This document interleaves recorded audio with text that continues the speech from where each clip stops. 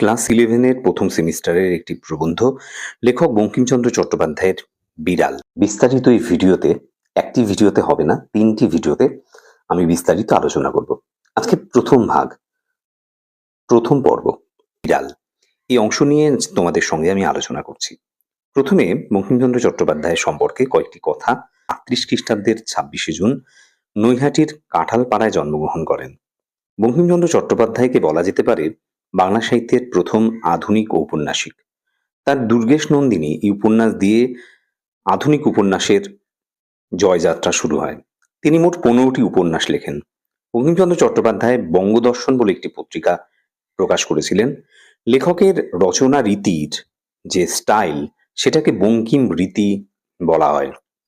বঙ্কিমচন্দ্র চট্টোপাধ্যায় ইংরেজ শাসনাধীন ভারতবর্ষে ইংরেজ সরকারের অধীনস্থ ডেপুটি ম্যাজিস্ট্রেট এবং ডেপুটি কালেক্টর এই পদে দীর্ঘদিন কাজ করেছেন। পাশাপাশি সাহিত্য সাধনা তিনি করে গেছেন নিরলসভাবে। আজকের এই যে বঙ্কিমচন্দ্র চট্টোপাধ্যায়ের বিড়াল, এই যে রচনাংশটি আমরা আলোচনা করব, এটি বঙ্গদর্শন পত্রিকা 1872 খ্রিস্টাব্দে বঙ্গদর্শন পত্রিকা প্রকাশিত হওয়ার পর 1873 খ্রিস্টাব্দে বিড়াল ধারাবাহিকভাবে কমলাকান্তের দপ্তরের যে অংশ, সেই কমলাকান্তের দপ্তর, সেটি ধারাবাহিকভাবে বঙ্কিমচন্দ্র চট্টোপাধ্যায়ের বঙ্গদর্শন পত্রিকায় প্রকাশিত হয়। পরবর্তী সময়ে কমলাকান্তের দপ্তর 1875 খ্রিস্টাব্দে পূর্ণাঙ্গ গ্রন্থ হিসাবে প্রকাশিত হয়। এই কমলাকান্তের দপ্তর, যেই অংশটির কথা আমি আলোচনা করছি, সেই কমলাকান্তের দপ্তরে মোট 13টি প্রবন্ধ রয়েছে। তার প্রথম প্রবন্ধের নাম হলো একা এবং 13 নম্বর প্রবন্ধটি হলো বিড়াল। এই বিড়ালের জবানিতে, অর্থাৎ বিড়ালের এই চরিত্রের মধ্য দিয়ে বঙ্কিমচন্দ্র চট্টোপাধ্যায় নিজের নামে যে সমস্ত কথাগুলো হয়তো বলতে পারতেন না, সেই সমস্ত সাম্যবাদী ভাবনা চিন্তা এই বিড়াল চরিত্রের মধ্য দিয়ে সমাজে ধনী দরিদ্র এই যে দুটো শ্রেণী এবং শ্রেণীগত যে বিভাজন বা শ্রেণীগত যে পার্থক্য, সেই সমস্ত কথাগুলো তিনি বিড়ালের এই চরিত্রের মধ্য দিয়ে প্রকাশ করেছেন। কমলাকান্তের দপ্তর, এই কমলাকান্ত বঙ্কিমচন্দ্র সৃষ্ট একটি চরিত্র। বঙ্কিমচন্দ্র রচিত একটি ব্যতিক্রমী একটি প্রবন্ধ সংকলন, অবশ্যই একটি ব্যঙ্গধর্মী, এখানে একটি ব্যঙ্গের আশ্রয় নেওয়া হয়েছে। 1875 খ্রিস্টাব্দে এটি প্রথম প্রকাশিত হয়। একজন আফিংখোর ব্রাহ্মণ কমলাকান্ত, তার জবানিতে লেখক তথ্য এবং যুক্তি দিয়ে সেই সময়কার সমাজ, ধর্ম, রাষ্ট্রতত্ত্ব সম্পর্কে বর্ণনা দিয়েছেন। এবং ব্যঙ্গরঙ্গ, এটি একটি ব্যঙ্গরঙ্গ রচনা সংকলন। পরিহাসের মাধ্যমে তিনি সেই সময়কার সমাজ, ধর্ম, সভ্যতা এবং সাহিত্য সংস্কৃতির নানা ত্রুটি বিচ্যুতি এবং সীমাবদ্ধতার সমালোচনা করেছেন তিনি। কমলাকান্ত চক্রবর্তী, সেটি একটি চরিত্র। এই কমলাকান্ত চক্রবর্তী যেন লেখকের নিজেরই রূপক, একটি কাল্পনিক চরিত্র। একজন বৃদ্ধ ব্রাহ্মণ। জবানবন্দি অনুযায়ী তার বয়স বলা আছে 51 বছর 2 মাস 13 দিন 4 ঘন্টা 5 মিনিট। এটি বঙ্কিমচন্দ্রের একটি রম্য রচনা। কেন বঙ্কিমচন্দ্র বিড়ালের আশ্রয় নিলেন এই চরিত্রের মধ্য দিয়ে? সেই সময়কার যে সমাজ ব্যবস্থা, অর্থনৈতিক ব্যবস্থা, তার সমালোচনা, ধনী দরিদ্রের মধ্যে যে বিভাজন, তার সমালোচনা তিনি কেন করলেন, এই প্রবন্ধটি আলোচনা করলে আমরা কিন্তু জানতে পারবো। বঙ্কিমচন্দ্র এই যে বিড়াল, এই যে রচনাংশটি লিখেছেন, বা কমলাকান্তের দপ্তরের যে সমস্ত গ্রন্থগুলো, যে সমস্ত অংশগুলো তিনি লিখেছেন, সেই ক্ষেত্রে লেখক কার দ্বারা প্রভাবিত হয়েছিলেন? সেই ক্ষেত্রে বলা যায় যে সেই সময়কার 1789 খ্রিস্টাব্দে যে ফ্রান্সে ফরাসি বিপ্লব ঘটে গেল, সেই ফরাসি বিপ্লবের পটভূমি বা ফরাসি বিপ্লবের পেছনে যাদের অবদান ছিল, যে সমস্ত দার্শনিকদের অবদান ছিল, তাদের মধ্যে অন্যতম ছিলেন রুশো। রুশো বা সেই সময়কার যে সামাজিক চুক্তি, রুশোর যে সামাজিক চুক্তি, যে মতবাদ, তাতে বলা ছিল যে মানুষ যখন জন্মায় বা প্রথম দিকে যখন পৃথিবীর সৃষ্টি হয়েছে, যে ব্যবস্থা ছিল, সেখানে কোনো রাজনৈতিক চেতনা ছিল না, মানুষের কোনো অধিকার ছিল না, দুর্বলদের ওপর সবলদের অত্যাচার ছিল। এইরকম পরিস্থিতিতে একটি সামাজিক চুক্তির মধ্য দিয়ে একটি সমাজ ব্যবস্থা গড়ে উঠেছিল। সেই সামাজিক যে ব্যবস্থায়, যে সাম্য ব্যবস্থা, যে সবাই সমান, কারোর উপর অত্যাচার হবে না, এই সাম্যবাদী বা এই ভাবনা থেকেই সেই ভাবনা কিন্তু এই বঙ্কিমচন্দ্রের এই গ্রন্থ রচনার ক্ষেত্রে একটা পিছনে একটা কাজ করেছিল। এছাড়া এছাড়া আরেকটি লেখকের আরেকটি রচনাও কিন্তু বঙ্কিমচন্দ্রের এই গ্রন্থ রচনার ক্ষেত্রে যথেষ্ট অবদান বা গ্রন্থ রচনার পেছনে ভূমিকা পালন করেছিল। সেটি হলো থমাস ডি কুইন্সির Confessions of an English opium eater. এই গ্রন্থ কিন্তু বঙ্কিমচন্দ্রের কমলাকান্তের দত্ত রচনার ক্ষেত্রে বা এই বিড়াল এই রচনার ক্ষেত্রে কিন্তু যথেষ্ট অবদান রেখেছে বলে মনে করা হয়। পরবর্তী সময়ে কার্ল মার্কস, ফ্রেডেরিক এঙ্গেলস, যারা আধুনিক সাম্যবাদের জনক, তাদের দ্বারা কিন্তু বঙ্কিমচন্দ্র তেমনভাবে প্রভাবিত হননি। তাদের গ্রন্থের দ্বারা তাদের গ্রন্থ হয়তো বঙ্কিমচন্দ্র তেমনভাবে পাঠ করেননি, বা পাঠ করলেও তার লেখার মধ্যে সেই আধুনিক সাম্যবাদী ভাবনা চিন্তা কিন্তু তেমনভাবে প্রভাব ফেলেনি।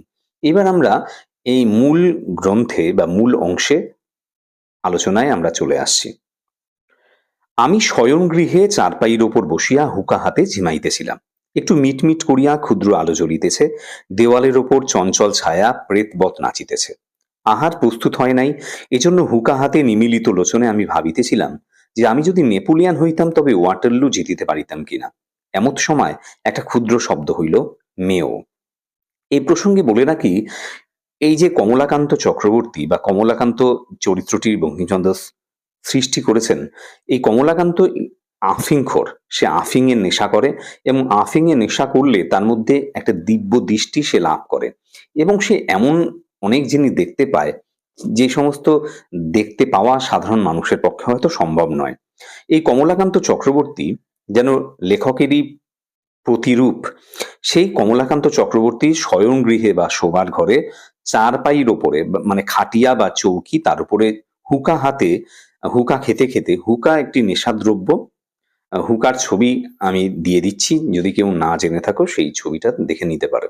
সেই হুঁকা হাতে তিনি ঝিমোচ্ছিলেন, তার মধ্যে তন্দ্রার ভাব আসছিল।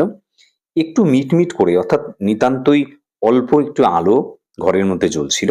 দেওয়ালের উপর একটা চঞ্চল ছায়া, সেই ছায়াটা স্থির নয়, এই জন্য বলা হয়েছে একটা চঞ্চল ছায়া, যেন প্রেতের মতো বা ভূতের মতো সেটা নাচছিল, এক জায়গা থেকে আরেক জায়গায় সরে যাচ্ছিল।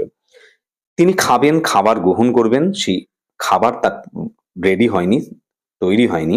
এজন্য হুঁকা হাতে তিনি নিমিলিত লোচনে, অর্থাৎ চোখটা বন্ধ করে, নিমিলিত মানে চোখটা বন্ধ রয়েছে। এটির বাংলার উল্টো বা অপোজিট ওয়ার্ড হলো উন্মিলিত, তার অপোজিট হলো নিমিলিত। চোখ বন্ধ করে তিনি ভাবছিলেন যে তিনি যদি নেপোলিয়ান হতেন। এই যে বললাম যে কমলাকান্ত চক্রবর্তী আফিং এর নেশায় কিন্তু তার মধ্যে দিব্য দৃষ্টি তিনি লাভ করেন, বা নানা ধরনের অদ্ভুত চিন্তা ভাবনা তার মধ্যে আসে। সেরকম একটি অদ্ভুত চিন্তা তার মধ্যে এসেছে যে তিনি ভাবছেন তিনি যদি নেপোলিয়ান হতেন। নেপোলিয়ান ফ্রান্সের একজন বীর বিপ্লবী নায়ক, তিনি সমর নায়ক, অর্থাৎ যুদ্ধ কৌশল তিনি যথেষ্ট পারতেন। পাশাপাশি ফরাসি বিপ্লবের পরবর্তী সময়ে ফ্রান্সে যখন বুর্ব শাসনের অবসান ঘটল, ফ্রান্সে যখন লুইদের শাসন বা ষোড়শ লুইয়ের শাসনের অবসান ঘটল, পরবর্তী সময় এই নেপোলিয়ান তিনি ফ্রান্সের সম্রাট হয়েছিলেন। এবং নেপোলিয়ানের এই দক্ষতার ওপর ভিত্তি করে নেপোলিয়ান ইউরোপের বিভিন্ন জায়গা দখল করেছিলেন। নেপোলিয়ান একজন বীর, একজন সেনানায়ক, নেপোলিয়ান ইতিহাসে কিন্তু বিখ্যাত হয়ে আছেন এই কারণেই। সে নেপোলিয়ান যদি হতেন তাহলে তিনি ওয়াটারলু জিততে পারতেন কিনা। যদিও নেপোলিয়ান ওয়াটারলু, যার কথা বলা হয়েছে ওয়াটারলু যুদ্ধ, সেই যুদ্ধ তিনি জয়লাভ করতে পারেননি। নেপোলিয়ান জন্মগ্রহণ করেছিলেন অ্যাজাক্সিও বলে একটি জায়গায়, কর্সিয়ার অ্যাজাক্সিওর দ্বীপে তিনি জন্মগ্রহণ করেছেন 1769 খ্রিস্টাব্দের 15ই আগস্ট ভারতবর্ষের স্বাধীনতা দিবস, পরবর্তী সময় স্বাধীনতা লাভ করেছে, তাই ওনার জন্মের তারিখটা কিন্তু বেশ গুরুত্বপূর্ণ। নেপোলিয়ান বিভিন্ন জায়গা দখল করেছিলেন, কিন্তু নেপোলিয়ানের যে বিভিন্ন জায়গা দখল করার পরে নেপোলিয়ান বিরোধী যে সমস্ত শক্তি ছিল তারা কিন্তু ঐক্যবদ্ধ হয়ে একটা কোয়ালিশন গঠন করে এবং এই কোয়ালিশন নেপোলিয়ানকে পরাস্ত করে। এবং নেপোলিয়ানের জীবনের শেষ যুদ্ধ বলা যেতে পারে এই ওয়াটারলু যুদ্ধ, যেটি 1815 খ্রিস্টাব্দে হয়েছিল। 1815 খ্রিস্টাব্দের 18ই জুন নেপোলিয়ান এই ওয়াটারলু যুদ্ধে পরাজিত হন। ওয়াটারলু ছিল সেই সময়কার ইউকে বা ইউনাইটেড কিংডমের আওতাধীন নেদারল্যান্ডে, বর্তমানে বেলজিয়ামের অংশ হলো এই ওয়াটারলু। এই ওয়াটারলু যুদ্ধে তিনি একজন সেনানায়ক বা সমরনায়ক ওয়েলিংটন, আর্থার ওয়েলেসলির first duke of Wellington, first marshal তিনি ছিলেন।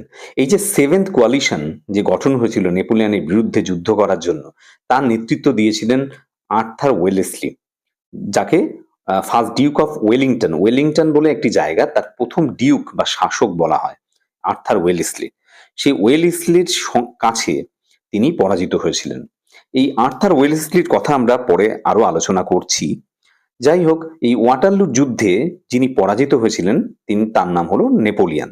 নেপোলিয়ন এই যুদ্ধ হেরে গিয়েছিলেন, কিন্তু তিনি কল্পনা করছেন, অর্থাৎ বিড়াল প্রবন্ধে কমলাকান্ত চক্রবর্তী কল্পনা করছেন যে তিনি যদি নেপোলিয়ন হতেন তাহলে কি তিনি ওয়াটারলু জিততে পারতেন। এমন সময় একটা ক্ষুদ্র আওয়াজ হলো, মেও, অর্থাৎ বিড়ালের আওয়াজ আমরা বুঝতে পারছি।